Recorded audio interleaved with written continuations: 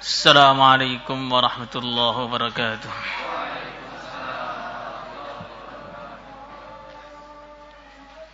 Al-Fatihah.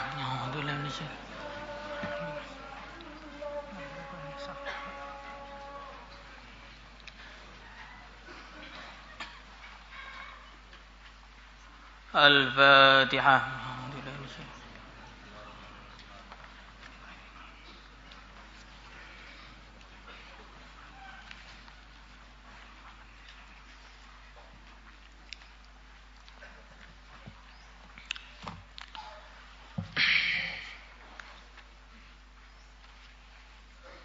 Al-Fatihah.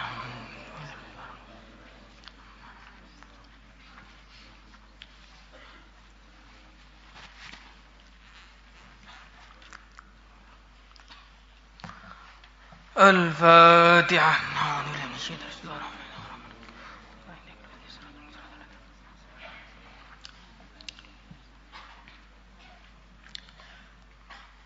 Thawabul infaq fi wujuhil khair thiqatan billah wa tawakkulan alaih. Hadis 636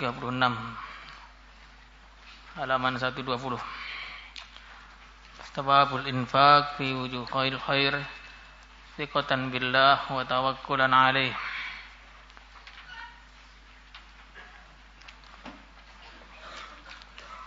Dah. Halaman berapa ini? 118 atau 120 halaman. Bismillahirrahmanirrahim. Thawabul infaqi fi wujuhil khair. Pahala berinfak di tempat-tempat kebaikan. Thiqatan billah, karena yakin kepada janji Allah, wa tawakkulan alaih, dan tawakal kepada Allah. Pahalanya berinfak di tempat-tempat kebaikan. Sudah menjadi ketentuan Allah Subhanahu wa ta'ala pada kehidupan manusia di dunia ini. Manusia itu untuk mendapatkan sesuatu pasti perlu mengeluarkan hartanya. Atau dia mengeluarkan hartanya untuk mendapatkan keinginan-keinginannya. Maka tidak semua mengeluarkan harta itu ada nilainya. Yang ada nilainya adalah mengeluarkan harta di tempat-tempat yang diridhoi oleh Allah. Karena kebaikan itu bukanlah yang dipandang oleh manusia baik. Kebaikan itu adalah apa yang dipandang oleh syara baik. Maka walaupun namanya bakti sosial umpamanya, ini pengumpulan amal umpamanya, tetapi kalau tidak diridhoi oleh Allah ya namanya bukan amal. Yang pertama harus di tempat yang diridhoi oleh Allah. Yang kedua thiqatan billah, karena yakin kepada Allah, pengen mencari pahala dari Allah. Maka kalau infak kemudian dia ingin mencari kemasyhuran, mencari ketenaran, atau karena enggak ada kerjaan saja, maka ya nilainya hilang. Qala Allah tabaraka wa ta'ala, Alif Lam Mim. Alif Lam Mim. Kebanyakan para mufassir ketika menjelaskan fawatihus suwar. Fawatihus suwar itu alif lam mim, ha mim, nun, qaf dan sebagainya. Mereka memberi tafsir Allahu a'lamu bimuradihi. Allah Maha tahu dengan apa yang dikehendaki dengan lafaz-lafaz ini. Kenapa? Karena Al-Quran itu adalah kalamullah. Maka karena Al-Quran itu adalah kalamullah, maka ada bagian-bagian dari Al-Quran yang tidak bisa dipahami kecuali oleh Allah Subhanahu wa ta'ala sendiri. Maka dulu Kiai Zaran menjelaskan Al-Quran itu ada yang bisa dipahami oleh semua orang yang bisa bahasa Arab. Setiap orang bisa bahasa Arab, maka dia bisa memahami maknanya. Pokoknya fa'alam annahu la ilaha illallah. Semua tahu kalau tahu bahasa Arab maksudnya Tuhan itu hanya Allah saja. Ada yang tidak bisa dipahami kecuali oleh orang-orang yang ahli dalam bahasa Arab, ahli sastra, ahli nahwu, ahli balaghah. Ada lagi Al-Quran yang tidak bisa dipahami kecuali oleh para ulama-ulama. Ada lagi ayat-ayat Al-Quran yang tidak bisa dipahami kecuali dari ulama mujtahidin, pimpinan-pimpinannya para ulama. Bukan sekedar ulama, tapi pimpinan-pimpinannya para ulama. Al-Imam Syafi'i, Al-Imam Malik, Al-Imam Abu Hanifah, Al-Imam Ahmad. Maka suatu ketika Al-Imam Syafi'i radhiyallahu ta'ala anhu dia mengatakan kepada murid-muridnya, tanyakan kepada aku mengenai apa saja dan aku akan menjawabnya dari Al-Quran. Semua pertanyaan kamu akan saya jawab dari Al-Quran. Salah satu murid yang kurang pinter, yang kalau ngaji itu ngantuan, duduknya di belakang, lamun lagi. Ini agak kaget. Wah, ini kok sombong kali. Aslahakallah, semoga kamu diberi hidayah oleh Allah. Ngomong kok nggak dipikir. Saya pengen tanya sekarang, kalau orang itu sedang ihram, kemudian dia melihat ada lebah penyengat yang besar itu. Kalau di Jawa namanya tawon das, besar itu. Kalau menyengat orang bisa mati.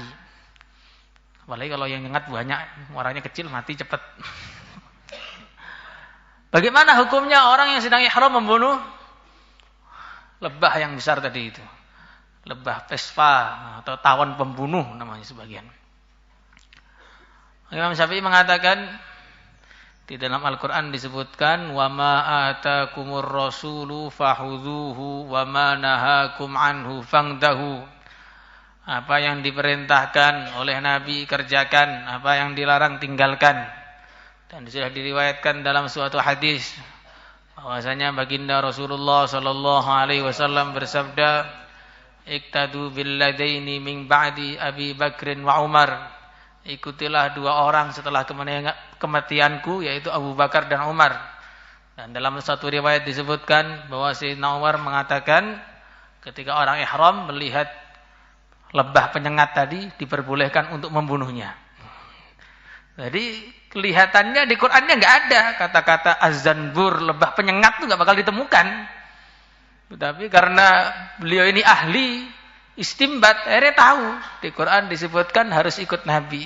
Nabi mengatakan suruh ikut Sayyidina Umar. Sayyidina Umar mengatakan boleh bunuh, berarti perbolehan membunuh lebah ini ditemukan dalam Al-Quran.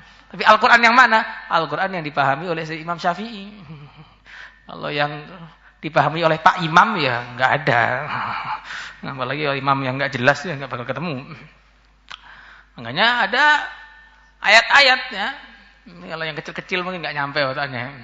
Tapi ya begitulah intinya. Ada ayat-ayat yang hanya dipahami oleh para ulama mujtahidin. Ada juga ayat-ayat yang hanya dipahami oleh wali-wali. Jadi memahaminya itu pakai hati. Sebagaimana seorang ulama mengatakan, saya telah menemukan semua ayat-ayat atau obat-obat itu di dalam lafaz Yasin. Dan saya menemukan kunci-kunci untuk membuka permasalahan-permasalahan, menyelesaikan urusan-urusan itu dalam Hamim. Akhirnya Yasin, Yasin, Jifauna, Hamim, Hamim, Qada'u Hawaijina. Nah ini dipahami dengan hati ini. Kalau teksnya, hadisnya dicari ya nggak ketemu. Tapi dengan hati yang bersih, tidak pernah ada keinginan maksiat, tidak pernah dikotori dengan asap rokok. Nah, itu akhirnya tahu jadi. Ada juga ayat-ayat Al-Quran yang hanya dipahami oleh para sahabat saja. Ada juga ayat-ayat Al-Quran yang hanya dipahami oleh Nabi saja. Dan ada juga ayat-ayat Al-Quran yang hanya diketahui maknanya oleh Allah Subhanahu wa taala saja. Wa ma ya'lamu ta'wilahu illallah. Maka dulu Kiai juga pernah menggambarkan Al-Quran itu seperti lautan. Semua orang bisa mendapatkan manfaat. Tapi manfaat yang didapatkan sesuai dengan kemampuan dia dan pengorbanan dia. Serta alat-alat yang dia punya. Orang ke laut, nah dia melihat saja di pinggir pantai. Maka dia sudah dapat manfaat. Dapat udara yang segar, ombak-ombak yang indah. Apalagi? Di laut ada apa lagi? Ikan-ikan yang di dalam laut. Kalau ikan di luar laut nanti enak dimakan. Nah, di pinggir saja cukup. Di pinggir itu saja dia sudah mendapatkan manfaat. Tapi kalau dia mau usaha lebih, mau korban lebih, membawa pancing, maka dia bukan hanya mendapatkan angin yang sejuk saja, dia akan mendapatkan ikan, beberapa ikan. Kalau dia mau korban lagi, ke tengah laut memakai jala, maka dia akan mendapat bukan beberapa ikan, beberapa ribu ikan. Kalau dia mau korban lagi, punya fasilitas yang lebih lagi, dia mau menyelam, maka dia akan mendapatkan kerang-kerang mutiara yang harganya begitu mahal. Kalau dia mau korban lagi, punya alat yang lebih hebat lagi, dia pakai bur-bur, maka dia akan mendapatkan minyak-minyak dalam lautan sana yang harganya sangat-sangat mahal sekali. Nah, begitu juga Al-Quran itu. Semua orang akan mendapatkan manfaat dari Al-Quran. Mendengarkan saja dapat manfaat. Baca walaupun tidak paham juga dapat manfaat. Baca walaupun tidak paham dapat manfaat. Fa innahu nuran laka nuran laka fil ard wa duhran laka fis sama. Membaca Al-Quran walaupun enggak paham itu wajahnya jadi bercahaya. Maka orang itu kalau memang tiap pagi itu masuk kelas betulan itu wajahnya bercahaya. Tapi kalau masuk kelasnya di bawah pohon ngantuk terus ya enggak jadi bercahaya jadinya. Jadi membaca saja tidak paham ada manfaatnya. Membaca bisa merenungi maknanya tambah lagi manfaatnya. Kalau dia ahli ilmu tambah manfaatnya. Kalau dia ahli ijtihad tambah manfaatnya. Kalau dia para sahabat tambah manfaatnya. Akhirnya manfaatnya tambah terus. Hiburannya cukup dengan membaca Al-Quran. Tidak perlu baca komik, baca ini, baca itu. Tidak perlu. Karena Al-Quran lebih indah daripada itu semua. Orang itu kalau masih baca ini dan itu yang tidak benar-benar itu. Karena memang dia belum bisa meresapi bacaan Al-Quran. Bacaan Al-Quran dan Al-Hadis itu kalau diresapi sudah bisa jadi teman. Abdullah bin Mubarak disebutkan dalam sebagian riwayat. Ini setiap selesai sholat langsung pulang ke rumah. Maka ditanya oleh teman-temannya, kamu gak kesepian tuh di rumah? Yang lain-lain pada duduk di masjid, kok kamu langsung ke rumah sendiri, apa gak kesepian? Bagaimana saya kesepian sedangkan saya ini sibuk dengan Rasulullah Sallallahu Alaihi Wasallam, dengan para sahabat, ya saya gak kesepian. Orang kalau baca kitabnya benar gak kesepian. Tapi kalau belum bisa baca kitab, belum bisa meresapi, ya, lihat kitab tuh kayak tulisan Cina. Tulisan Cina kebakar lagi, hilang semua tulisannya. Maka begitu itu. Dzalikal kitabu la raiba fih. Kitab Al-Qur'an itu adalah kitab yang tidak ada keraguan di dalamnya.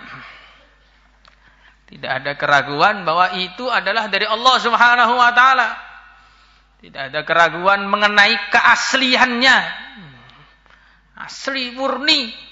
Tidak ada campur-campurnya. la ya'tihil batilu min baini yadayhi wala min khalfihi. Tidak akan ada perkara yang bisa membatalkan isi Al-Quran baik dari yang sebelumnya atau yang akan datang. Nggak bisa.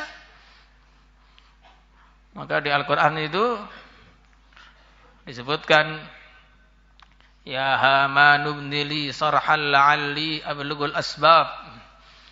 Fir'aun mengatakan kepada Aukit li ya Hamanu 'ala tin faj'al li sarhal la'alli attali'u ila ilahi Musa. Nah, juz berapa itu? Hah? Juz berapa? 1 sampai 30. Gimana ini? Para hufat atau para kupat?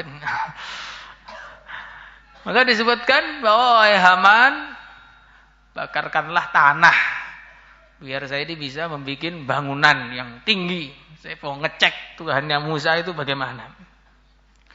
Maka di Al-Quran disebutkan bahwa piramid-piramid itu adalah dari tanah yang dibakar. Semua orang ribuan tahun tuh menyangka bahwa piramid itu adalah batu-batu raksasa. Tapi ada seorang peneliti dari Prancis atau Inggris, dia mengecek lagi, ternyata dia mengetahui sebenarnya piramid itu bukan batu. Oh, piramid. Di mana? Nah, piramid di Mesir itu bukan batu, itu adalah tanah yang dibakar. Dia merasa mengumumkan, ini penelitian baru, penemuan baru bahwa piramid itu bukan dari batu, piramid itu adalah tanah liat yang dibakar. Dia mengumumkan begitu. Tiba-tiba ada orang Islam bilang, kamu itu ketinggalan zaman. Ketinggalan zaman bagaimana? Sudah mulai 1400 tahun yang lalu di Quran disebutkan bahwa piramid itu dari tanah yang dibakar. Itu di Quran ada. Masa ada? Ini baru loh ini. Betul, coba lihat dulu. Dilihat di Quran. Ada betul ternyata. Langsung asyhadu alla ilaha illallah anna Muhammadar Rasulullah. Langsung masuk Islam seketika. Jadi banyak sekali perkara-perkara yang ada di dalam Al-Quran yang kelihatannya pada zaman itu kayak nggak masuk akal atau nggak bisa dicerna. Nah, ternyata sekarang sudah dijelaskan semua bagaimana bukti-bukti yang nyata bahwa Al-Quran itu tidak bisa dibohongkan oleh siapa saja. Bagaimana Al-Quran tidak sesuai dengan kenyataan, sedangkan kenyataan itu yang menciptakan adalah yang menurunkan Al-Quran itu. Allah Subhanahu wa taala mesti sesuai.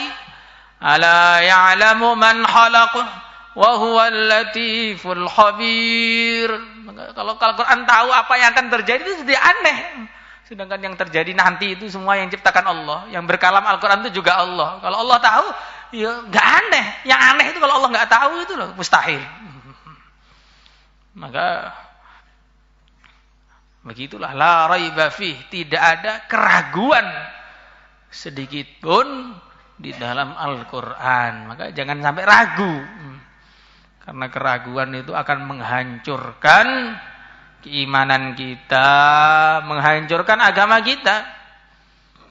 Maka Sayyidina Mu'adz bin Jabal diriwayatkan dalam hadis Abu Dawud, setiap beliau mau bikin majlis, beliau mengatakan, Allahu hakamun adlun halakal murtabun. Allah maha hikmah. Penciptaannya ada hikmahnya. Maha adil, celakalah, hancurlah orang-orang yang ragu. Jadi kalau orang ragu itu mesti hancur. Ya, orang munafik itu orang ragu, akhirnya hancur. Maka santri yang ragu-ragu juga hancur. Ngaji ini kira-kira ada manfaatnya apa enggak? Wah, hancur orang seperti itu. Ngamalkan agama kira-kira ada manfaatnya apa enggak? Mesti hancur orang seperti ini. Makanya jangan kita ini ragu terhadap Al-Quran, terhadap isi Al-Quran, terhadap janji-janji ataupun ancaman-ancaman yang ada dalam Al-Quran yang disampaikan oleh baginda Rasulullah Sallallahu Alaihi Wasallam. Insyaallah semuanya. Hudan lil muttaqin. Al-Quran adalah petunjuk bagi orang-orang yang takwa. Maka kalau orang itu ada ketakwaan di dalam hatinya, dia membaca Al-Quran, maka dia akan mendapat petunjuk. Taksya'irru qulubul ladina yakhshawna rabbahum thumma talinu qulubuhum wa thumma talinu juluduhum wa qulubuhum ila dzikrillah. Hatinya akan bergetar, bulu kuduknya akan berdiri semua Ketika dia membaca Al-Quran, mendapatkan manfaat-manfaat, mendapatkan petunjuk, tambah taat kepada Allah, tambah takwa kepada Allah, tambah cinta kepada Allah, tambah berharap kepada Allah, tambah takut kepada Allah. Itu kalau orang itu takwa. Tapi kalau orang itu enggak takwa, baca Al-Quran malah tersesat. Artinya orang-orang, namanya orang Solo, baca Al-Quran, kulla ajidu fima uhiya ilayya muharraman ala ta'imi yat'amuh illa ayyakuna maitatan aw daman masfuhan aw lahma khinzir fa innahu rijsun aw fisqan uhilla li ghairillahi bih. Pokoknya yang haram itu cuma 4 saja. Selain babi, darah, kemudian selain itu halal semua. Kulla ajidu pokoknya. Anjing pun halal. Jadi ini ketika orang membaca Al-Quran, tetapi dia ini tidak ada ketakwaan, ini membaca Al-Quran tambah error. Membaca Al-Quran itu tambah nggak jelas semua jadinya. Mengingkari syafaat, mengingkari azab kubur. Azab kubur nggak ada dalam Al-Quran katanya. Jadi ketika membaca Al-Quran nggak benar jadi begini. Ada orang-orang Syiah membaca Al-Quran, matna, wa sulasa, wa ruba, masna 22, sulasa 33, ruba 44 jadi 18. Nah, ini istri bukan hanya 4 jadi 18. Orang Salafi membaca Ar-Rahman 'alal 'arsy istawa, Allah itu di atas. Sampai salah satu ulama mereka membuat kitab Al-Ulu. Pokoknya semua fauqa dan ala yang di Quran dikumpulkan jadi satu. Pokoknya Allah di atas.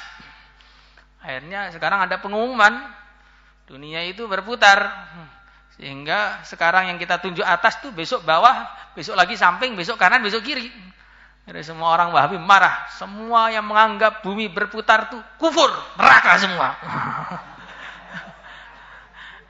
Jadi ketika orang itu membaca Al-Quran, tetapi tidak ada ketakwaan di dalam hatinya, akhirnya dia malah jadi tersesat.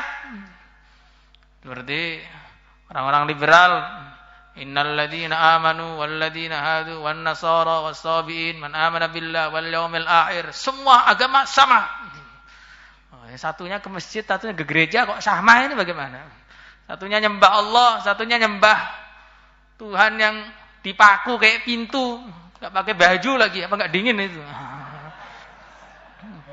Masa disamakan? Satunya hari-hari la ilaha illallah, satunya haleluya, kok disamakan bagaimana? Katanya dari Al-Quran katanya. Iya memang Al-Quran ada, tapi ayatnya tidak sama dengan apa yang dipahami oleh orang-orang itu. Orang itu tidak boleh maksa orang iman. Allah saja mengatakan faman syaa'a falyu'min wa man syaa'a falyakfur. Allah saja enggak nyuruh kita beriman kok. Mau iman boleh, mau kufur boleh. Kenapa kita nyuruh orang iman? Jadi ada orang-orang yang ngomong seperti itu ada. Padahal ayatnya enggak diseruskan. Man syaa'a falyu'min wa man syaa'a falyakfur inna a'tadna lidz-dzalimina naran ahata bihim suradikuha. Ya, boleh saja kafir, neraka. Ya, terusannya kan begitu. Cuma enggak dibaca dan diumumkan di mana-mana. Makanya kenapa? Karena tidak ada ketakwaan dalam hatinya. Akhirnya terjadilah kesesatan di mana-mana. Baca Al-Qur'an bukan tambah dekat kepada Allah. Baca Al-Quran tambah jauh dari agama Allah, bahkan bisa-bisa keluar dari agama Allah. Ada lagi yang aujaza fi nafsihi hifatam Musa. Nah, ini yang orang-orang jos ini. Nabi Musa ini gara-gara baru dakwah pertama akhirnya masih takut sama ular. Coba kalau dakwahnya sudah jos kayak saya ini, sudah 4 bulan enggak pulang-pulang. Memang enggak punya rumah, gimana mau pulang? Maka nanti jadinya langsung berani, enggak takut sama ular. Orang-orang yang ngomong enggak takut sama ular itu tengah-tengah ngomong kita lemparin saja ular. Gimana? Lari apa enggak? Jadi ini bacaku juga Quran, tapi enggak paham. Akhirnya dikatakan Nabi Musa karena belum dakwah, akhirnya jadi seperti itu. Padahal dia yang sudah dakwah itu loh, enggak paham isinya dakwah itu apa. Cuma dakwah masuk hidup aja omongannya hari-hari, sholatnya jarang-jarang. Makanya baca Al-Quran itu harus benar. Hudal lil muttaqin alladzina yu'minuna bil ghaib. Itu orang-orang yang beriman kepada perkara ghaib. Ini ciri khas ketakwaan itu apa? Iman kepada perkara yang ghaib. Namanya iman itu kata Kiai Zairon, percaya kepada berita. Kalau nunggu jadi nyata nggak iman lagi. Jadi surga, neraka, mahsyar, sirat, mizan, itu memang sekarang belum kelihatan, tapi sudah ada. Nabi sudah melihatnya. Dan kita sebagai orang iman harus lebih percaya dengan apa yang dilihat oleh baginda Rasulullah sallallahu alaihi wasallam daripada apa yang kita lihat oleh mata kepala kita sendiri. Maka ada seorang ulama pagi-pagi menyampaikan kepada murid-muridnya, saya tadi malam sudah melihat surga, melihat neraka. Maka murid yang ngantuan, yang agak bangun tidur gitu langsung protes. Makanya orang kalau kebanyakan protes lama-lama jadi protestan nanti. Ya, gimana itu? Ya begitu. Kata Syekh, masih hidup kok lihat surga, lihat neraka itu bagaimana caranya? Maka beliau mengatakan, saya tadi malam baca hadis Nabi tentang sifat surga, baca hadis Nabi tentang sifat neraka. Maka saya lebih percaya dengan apa yang disampaikan oleh Nabi daripada kalau saya melihat surga dan neraka dengan mata kepala saya sendiri. Kalau mata saya sendiri, telinga saya sendiri itu bisa salah. Bisa salah, bahkan banyak salahnya. Kita melihat perut kita itu nggak ada apa-apanya, ternyata ada naganya. Diisi makanan nggak habis-habis, makan lagi segitu aja badannya. Itu udah ada naganya itu berarti. Nggak tahu naga atau dinosaurus juga nggak tahu. Cacing kan terlalu kecil masih. Jadi kita ini tanda keimanan seseorang itu adalah percaya dengan perkara ghaib, yakin dengan surga, yakin dengan neraka. Maka jangan sampai kita ini jadi orang yang materialistis, orang materialis. Materialis itu bagaimana? Pokoknya yang nggak dilihat oleh mata nggak percaya. Makanya otaknya juga nggak bisa dilihat, jadi nggak ada otaknya berarti. Orang-orang itu kalau materialis akhirnya apa? Jadi bodoh. Ada orang-orang bilang Isra Mi'raj itu nggak masuk akal kata orang-orang Eropa, orang-orang Barat, sebagian orang Islam yang mereka juga terpengaruh gara-gara sekolahnya di Sorbonne, ngisor kebun. Sorbonne Prancis ya, ngisor kebun Prancis. Gara-gara sekolahnya sama orang-orang Barat akhirnya terkesan Isra Mi'raj nggak masuk akal. Bagaimana manusia ini kok bisa nembus langit bagaimana? Nggak dulu Kiai menjawab, ya nggak masuk akal, karena akalmu kecil nggak masuk. Coba akalnya agak besar dikit ya masuk. Kalau akalnya orang Islam yang gede, jadi ya masuk. Kalau akalnya orang kafir kecil, akhirnya ya jadi nggak masuk, apa-apa nggak masuk semua. Ini nggak masuk akal, ini ya terlalu kecil nggak ada yang masuk jadinya. Akhirnya kalau orang-orang kafir itu bodoh. Kalau kita lihat tuh, bukti orang kafir itu akalnya kecil ya, Pak. Sapi itu disembah-sembah sendiri, kemudian disembelih sendiri, dimakan sendiri. Sampai ada orang India itu protes sama biksu-biksu di sana. Kita di sini ini nyembah sapi. Kita agung-agungkan. Tapi kenapa negara India ini jadi pengekspor daging sapi terbesar seluruh dunia? Ini hari-hari dia sembah, hari-hari dia jual juga.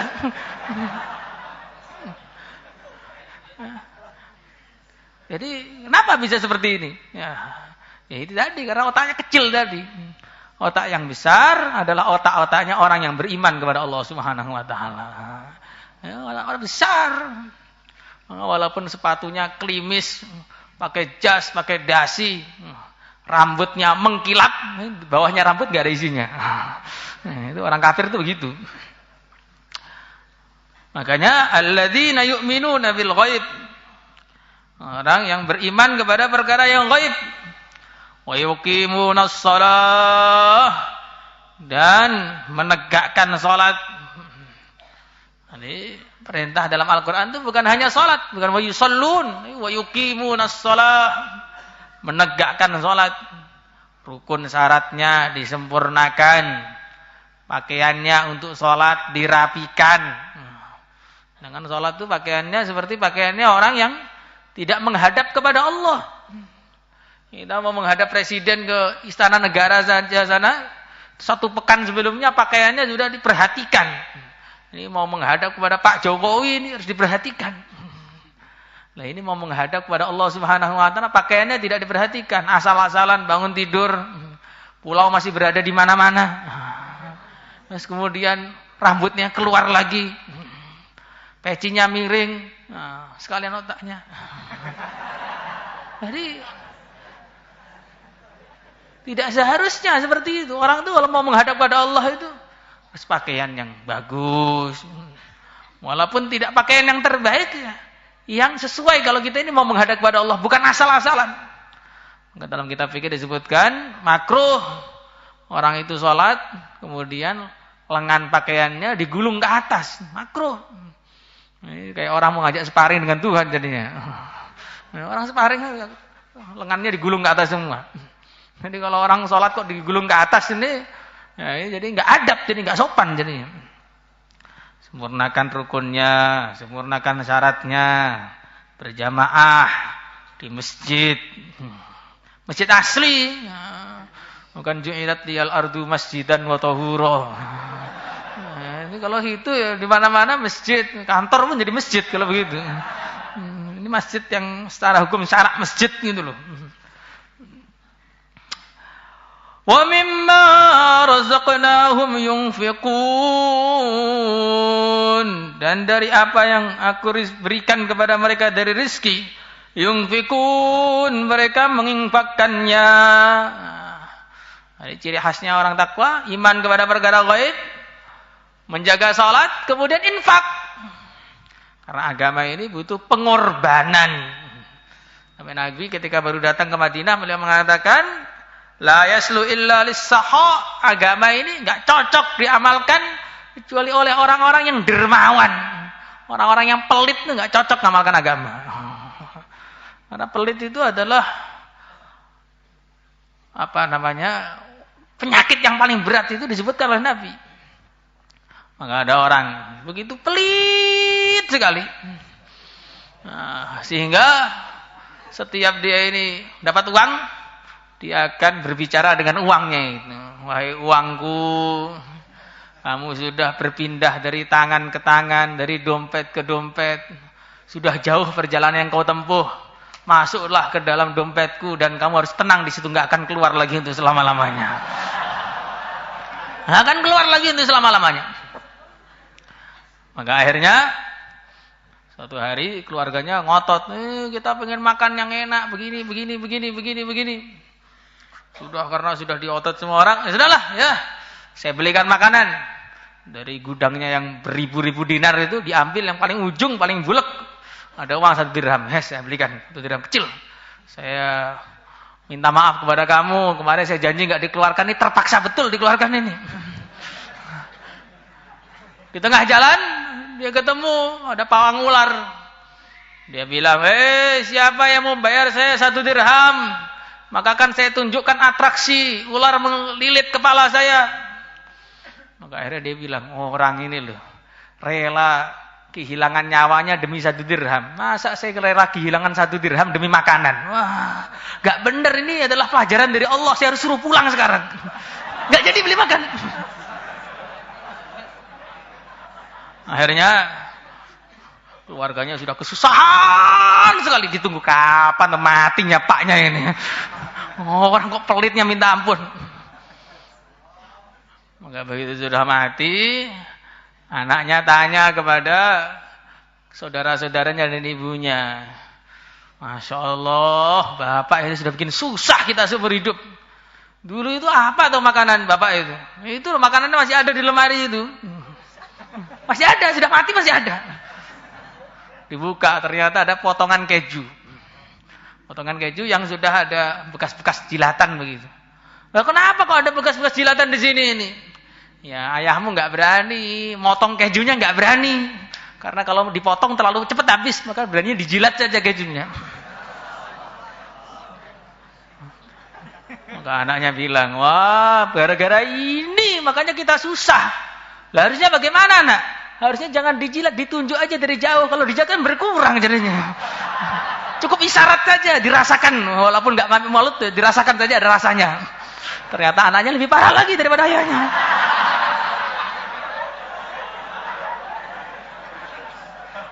Jadi kalau orang itu sudah pelit itu seperti itu. Bahkan untuk dirinya sendiri pun pelit. Bagaimana orang seperti ini mau korban untuk masuk surga? Makanya kita latihan korban. Insyaallah semangat. Salatullah